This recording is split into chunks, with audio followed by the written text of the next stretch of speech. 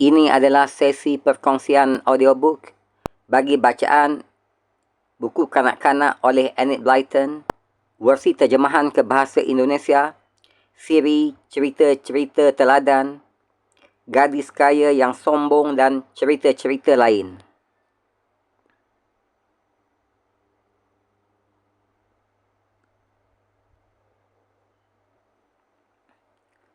Gadis kaya yang sombong dan cerita-cerita lain. Versi terjemahan ke bahasa Indonesia daripada versi asal dalam bahasa Inggeris, The Forgotten Pets and Other Stories by Enid Blyton. Copyright 1950, text by Darrell Waters Limited. Copyright 1983, illustrations by the Hamlin Publishing Group Limited, all rights reserved. Versi terjemahan ke bahasa Indonesia dengan judul Gadis Kaya yang Sombong dan Cerita-Cerita Lain oleh Enid Blyton. Diterbitkan pertama kali oleh penerbit PT Gramedia Pustaka Utama, Jakarta 1986. Cetakan ke-14, Juni 2016. Mari kita teruskan. Mari kita teruskan. Ibu Susan sangat baik hati. Beliau selalu menolong orang lain yang memerlukan bantuannya. Itulah sebabnya beliau disayangi oleh semua orang. Tetapi, bila ada seseorang yang bertanya, apa yang bisa aku lakukan untuk membalas budimu, Nyonya Timms? Maka jawabnya selalu adalah, oh, jangan fikirkan hal itu. Teruskan sahaja kebaikan yang kau terima itu kepada orang lain. Bu, apa sih maksud ibu mengatakan supaya orang meneruskan kebaikan kepada orang lain? Tanya Susan pada suatu hari. Ibu tak menginginkan orang membayar budi baik ibu, Susan. Ibu lebih senang kalau orang yang menerima kebaikan ibu mahu berbuat baik kepada orang yang lain. Itu artinya meneruskan kebaikan. Oh begitu, ucap Susan sambil tersenyum. Alangkah manisnya. Kita berbuat baik kepada seseorang, lalu menyuruhnya melakukan kebaikan untuk orang yang lain. Dan orang lain yang menerima kebaikan orang itu pun, kemudian menyuruh orang lain lagi meneruskan kebaikan kepada orang yang lain lagi. Dengan begitu, kebaikan tak akan berhenti. Ia akan diteruskan, dan diteruskan lagi.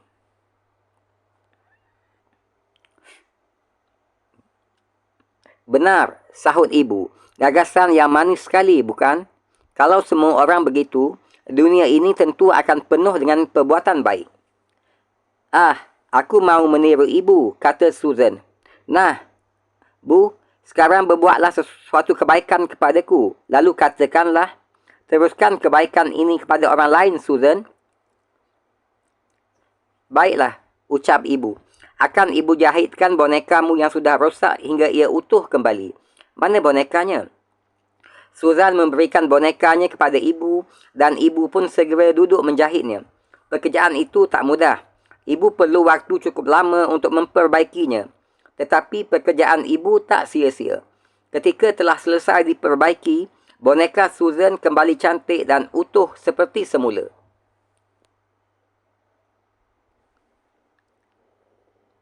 Ini Susan, kata ibu seraya memberikan kembali boneka Susan. Terima kasih, Bu. Susan berkata, jangan berterima kasih kepada ibu, nak. Teruskan saja kebaikan yang kau terima ini kepada orang lain. Ucap ibu segera. Maka, sepotong kebaikan pun memulai perjalanannya. Susan melakukan kebaikan yang dianjurkan ibunya. Ia bertemu dengan Nyonya Dawn yang sudah tua, sedang menenteng tas berat sambil berjalan. Mari kubawakan tas itu, Nyonya Dawn, kata Susan sambil mengambil alih tas berat dari tangan perempuan tua itu. Susan membawakan tas itu sampai ke rumah Nyonya Dawn. Betapa pegal rasa lengannya. Terima kasih, ujar Nyonya Dawn. Ku beri kau uang sepeni sebagai tanda terima kasihku atas kebaikan yang kau berikan. Terima kasih, Nyonya Dawn. Tapi, jangan berikan uang itu kepadaku.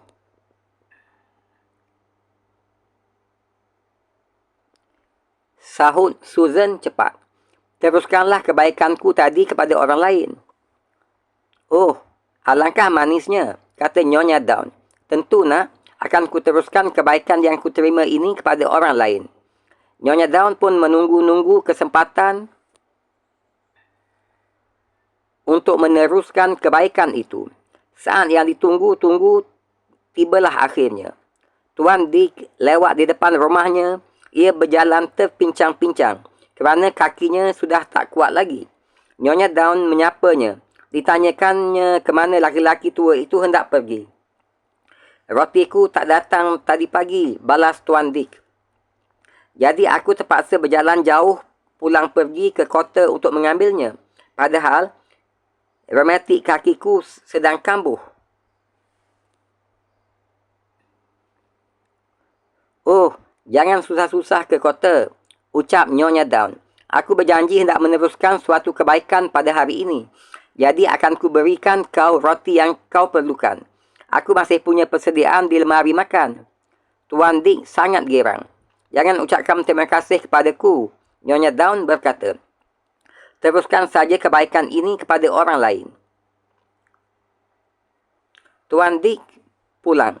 Ia segera masuk ke dalam rumahnya dan memotong roti pemberian Nyonya Dawn serta mengolesinya dengan mentega. Betapa baiknya hati Nyonya Dawn, pikirnya. Kebaikan semacam itu membuat orang lain merasa senang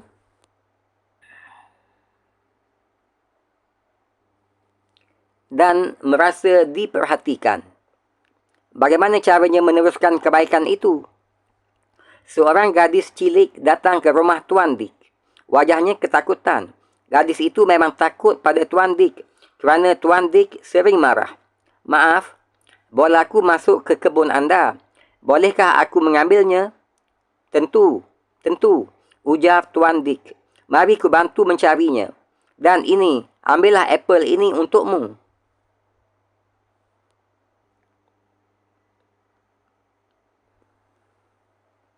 Oh, terima kasih, ucap si gadis cilik sambil tersenyum manis hingga Tuan Dick merasakan kehangatan dalam hatinya.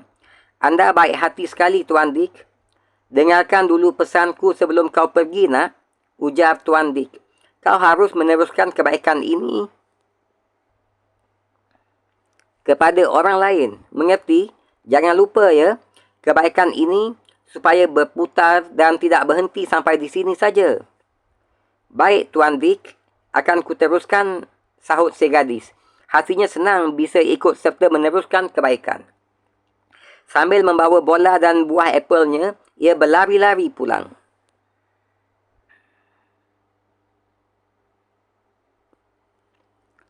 Sesampai di rumah, terdengar olehnya ibu memanggil.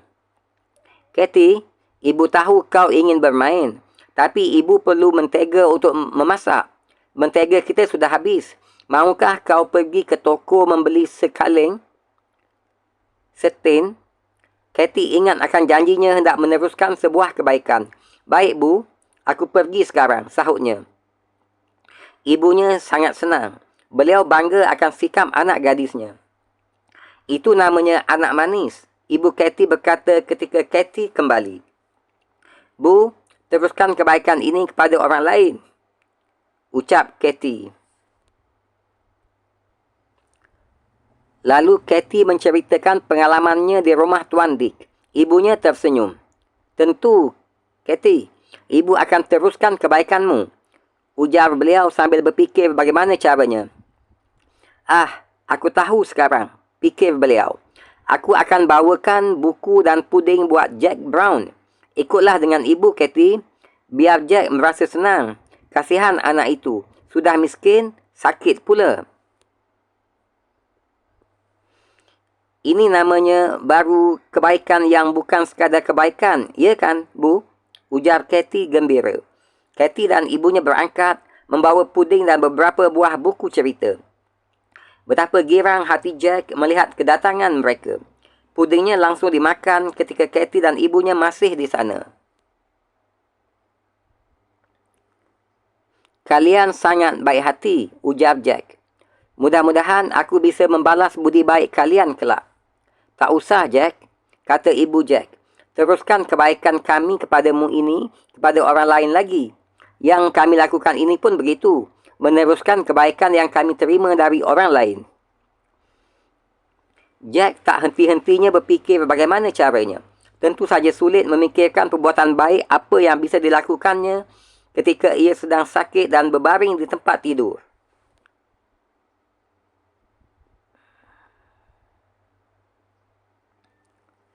Setelah sembuh dan bisa berjalan-jalan seperti biasanya, Jack mencari jalan untuk meneruskan kebaikan yang pernah diterimanya kepada orang lain. Untunglah ia segera menemukan caranya.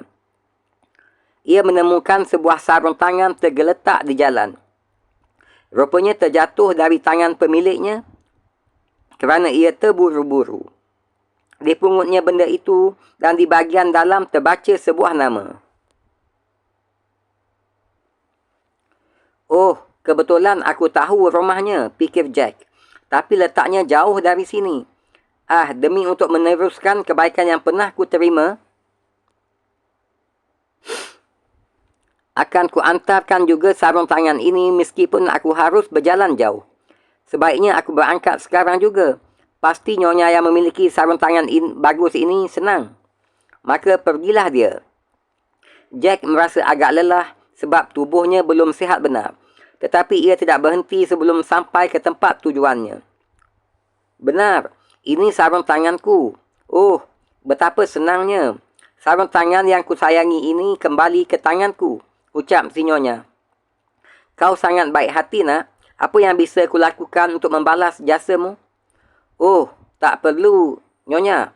Cukup bila nyonya mahu meneruskan kebaikan ini kepada orang lain, sahut Jack. Hanya itu yang kuinginkan. Bagaimana caranya? Pikir si nyonya. Oh, aku tahu, ujarnya tiba-tiba. Akan kutulis sebuah cerita untuk anak-anak yang ku kenal.